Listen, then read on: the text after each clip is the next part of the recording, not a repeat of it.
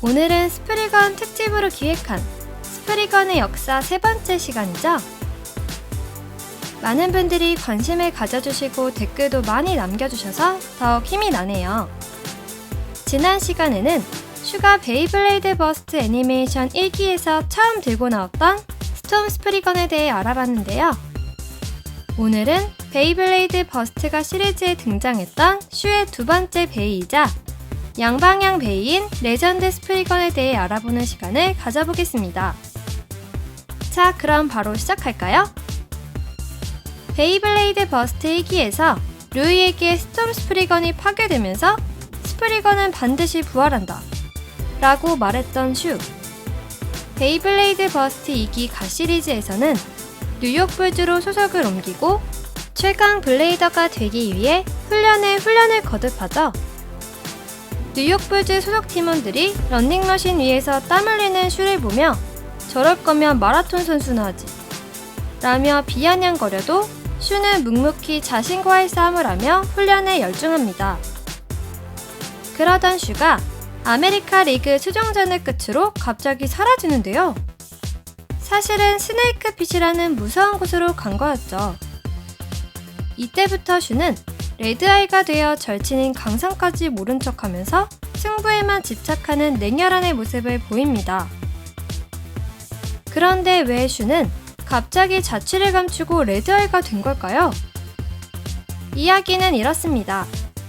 어느 날 넘사벽 최강 블레이더 프리에게 경기를 지고 프리에게 들은 뼈를 치는 한마디.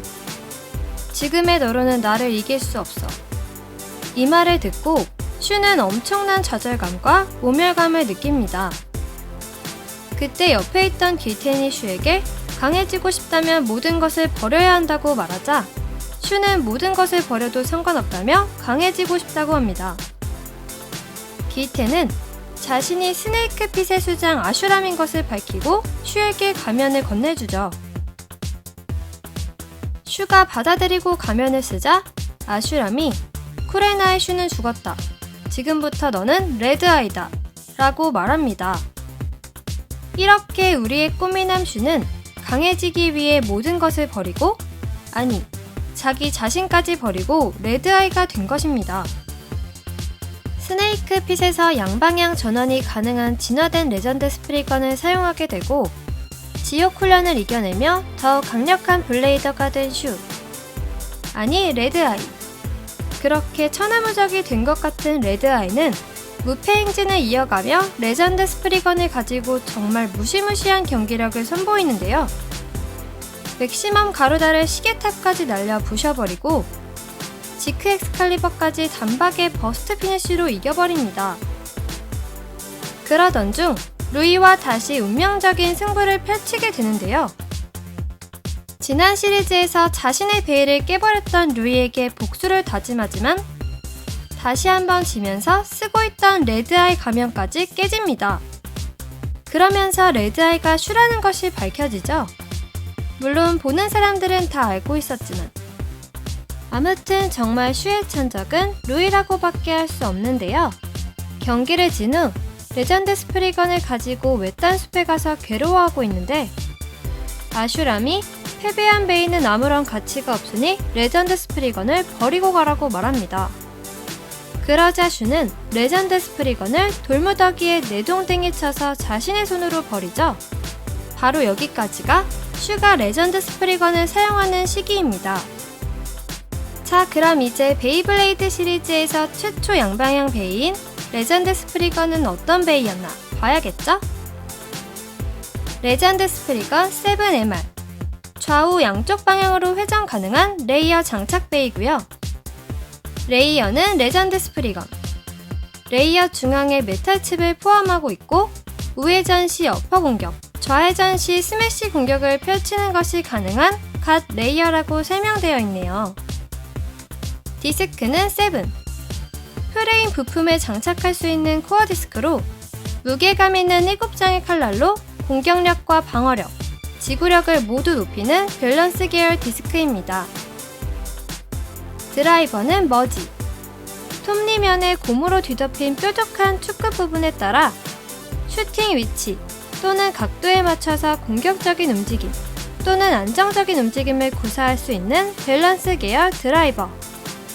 자, 구성 파츠들을 쭉 보시면 레이어는 좌우 회전에 따라 각기 다른 공격을 할 수 있고, 디스크는 어떤 전략도 대응 가능하도록 공방지를 모두 생각해 세븐을 사용하고, 드라이버는 슈팅 각도에 따라 다양한 전술을 구사할 수 있는 머지 드라이버를 채택.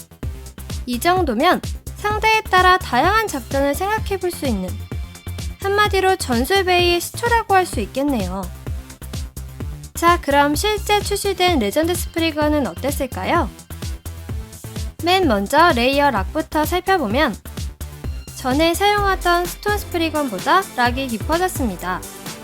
실제로 락이 더 단단해졌겠죠?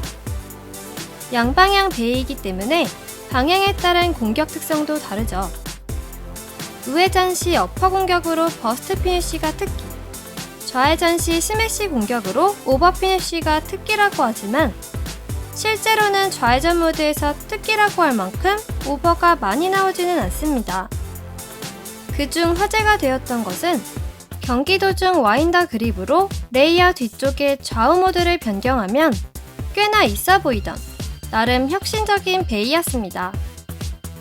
당시 레전드 스프리건에 들어있는 라이트 런처 LR의 와인더가 잘 뭉개져서 베이 런처 LR을 구매하기도 했는데요. 가격은 35,000원이 넘게 판매됐지만 그마저도 품절 사태를 겪기도 했습니다. 지금은 가격이 많이 착해졌죠? 하나의 베이로 두 개의 베이인 것 같은 재미를 느낄 수 있었던 레전드 스프리건은 비싼 가격에도 꽤 많이 팔린 베이로 기록되는데요. 역시나 애니메이션 캐릭터가 강해야 베이의 인기도 더 생겼던 것 같습니다. 오늘은 여러분과 레전드 스프리건에 대해서 한번 쭉 살펴봤는데요. 어떻게 재미있으셨나요? 어느덧 스프리건 특집으로 시작한 특별기획 시리즈도 슬슬 마지막으로 향해 가네요. 다음 시간에는 버스트가 시리즈 슈의 마지막 베이, 스프리건 레퀴엠에 대해서 같이 알아볼까 합니다. 여러분들이 댓글로 달아주시는 자료들도 잘 보고 있으니 이번에도 댓글 많이 남겨주세요. 그럼 다음 영상에서 만나요. 안녕.